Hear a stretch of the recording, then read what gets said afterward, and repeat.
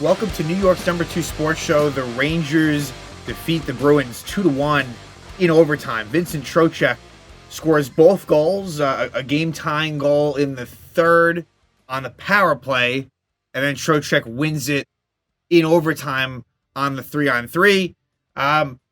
Very defensive game, as I suspected might be the case after both of these teams had a, goal bonanza at Madison Square Garden in November, where the Rangers won 7-4. But Vincent Trocheck just continues his just amazing season. And, Filipino's been out for a while. Like, Filipino, what did he play? Like, he must have played, at most maybe 10 games or so, to start this season. So we're thinking, about 2/3 of the season, if not more, he's been out. And specifically since Heedle went down, Trocheck's been ridiculous. And, just the face-off percentage, I just glanced at, 72.2%.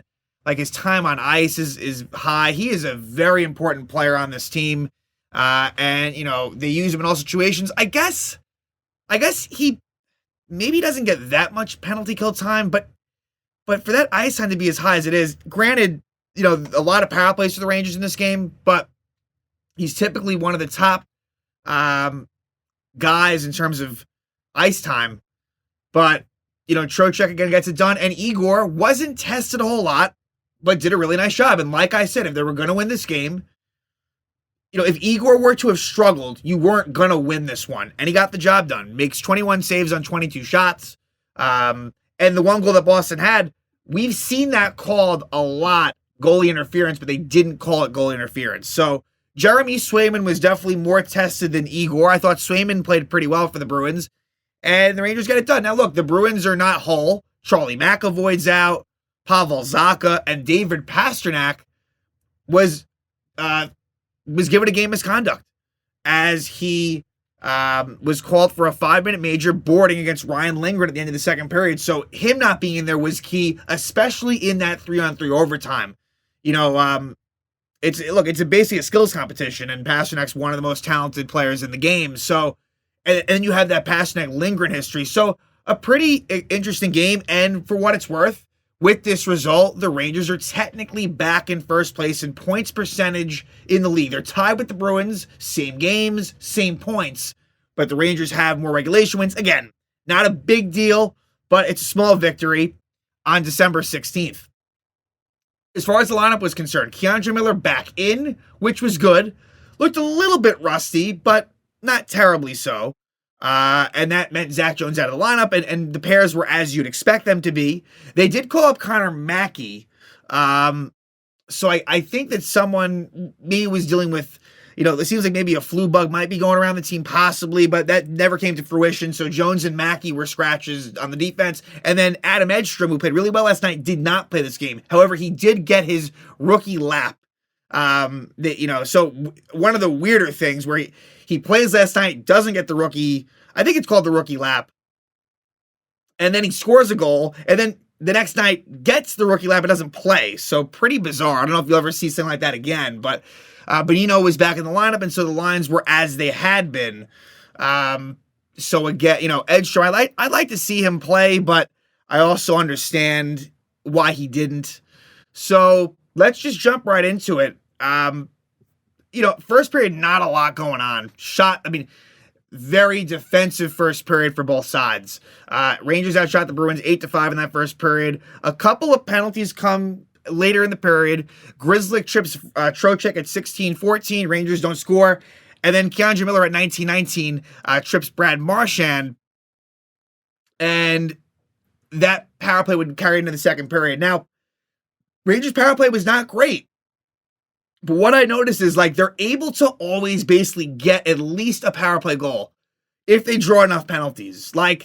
They'll go 1 for 5 or 1 for 6 at times, or just look like shit on certain power plays. Not typically. This is one of the best power plays in the league, but if you give them enough chances, they will break through, and they eventually did do that. So you got the Keandre Miller penalty, as I said. We go to the second period. They kill it off, but fairly soon thereafter, less than a minute after, Trent Frederick scores his 7th goal of the season from Van Riemsdyk and Potras.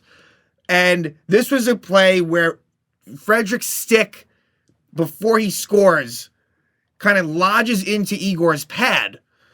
And a lot of the times we've seen this be called no goal. The Rangers challenged it, and it was an unsuccessful challenge. So the Rangers challenges have not gone well. Video reviews have not gone typically well. And I thought this was a wrong call. I thought that this should have been no goal, but it counted, and the Bruins have a 1-0 lead there. And so with that unsuccessful challenge, Bruins go on the power play, but the Rangers kill that off. Then at 10:20, Pastrnak high sticks Alexis Lafreniere. I thought Lafreniere was pretty good in this game. But then 17 seconds later, a bad penalty by Kreider. He holds the stick of Lindholm, so it's 4-on-4. Then during that, you have Frederick and Trouba fighting at 11:05, and this was a response to, I think Poitras got hit by Gustafsson, so it might have been a response to that. This game definitely was a bit chippy. At 12:58, Heinen, at this point it's even strength. Heinen slashes Fox at 12:58. Rangers power play is unsuccessful. Then at 18:10 is when Pastrnak boards Lindgren. Pastrnak given a 5-minute major, ejected from the game, and it was the right call. And look, I'll say this about Lindgren, not in this case, but Lindgren, as I've said in recent episodes, he puts himself in kind of susceptible positions to get hit. And I love his game, but he's got to be careful. He's got to be careful. This is on Pastrnak, though, and they have a history. Pastrnak gave Lindgren a concussion last year. Luckily, Lindgren was no worse for wear. He did leave at the end of the second period, but came back in the third and seemed fine. Panarin did take a roughing penalty, so instead of a 5-minute power play, it was a 3-minute power play, which kind of did prove costly, because in the third period, the Rangers don't score. So this power play continues to not get it done against a good Boston penalty kill. Then at 5:42, Fox is called for tripping Marchand. A really big kill by the Rangers there to keep it at 1-0. Then Carlo interferes with Lafreniere at 10:37, and on this power play, the Rangers tie it up. At 10:50, Trocheck scores his 7th goal of the season from Zibanejad and Fox. Really nice setup by Mika. They kind of went in different positions. Mika and Trocheck switched spots, and it left Trocheck open, and he rips the wrist shot by Swayman to tie it up at 1. Then the Rangers get another power play. Lindholm high sticks Fox at 12:47, but the Bruins kill that one off, and eventually we get to overtime. So a hard-earned point by the Rangers, who I thought had a really good third period. Obviously, power plays helped that, but still. And then overtime, Rangers mostly controlled it. And at 2:03 of overtime, Trocheck gets the game winner. 2nd of the night, 8th of the season from Panarin and Gustafsson. So Panarin, who I kind of thought didn't have the best game, ends up making a really, really nice pass to Trocheck, who snaps it by Swayman and gives the Rangers a 2-1 win in overtime in Boston. So a pretty satisfying win. Again, Bruins this isn't them at full strength, but still, Boston a very when they're right, they're a sound, defensively structured club, and the Rangers find a way to win. So now they're 21-7-1, the Rangers, and that again, that's good to get right back on track. I'm very interested to see what happens Tuesday night at the Toronto Maple Leafs. Toronto tonight coming off of a 7-0 win against Pittsburgh without Austin Matthews, so they're feeling pretty good about themselves. They're scoring a lot of goals lately. And the Rangers had, a tough one at home against them just this past Tuesday. So almost positive it'll be Igor in net, as it should be. Want to see how he does, but that's going to be an interesting one. To assume that Austin Matthews will return he was out with the flu.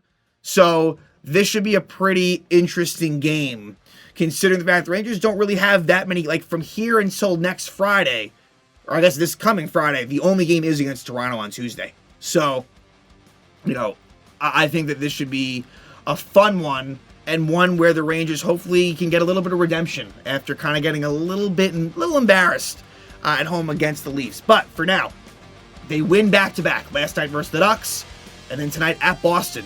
Vincent Trocheck scores both goals, including the overtime winner. The Rangers win in overtime. They beat Boston 2-1.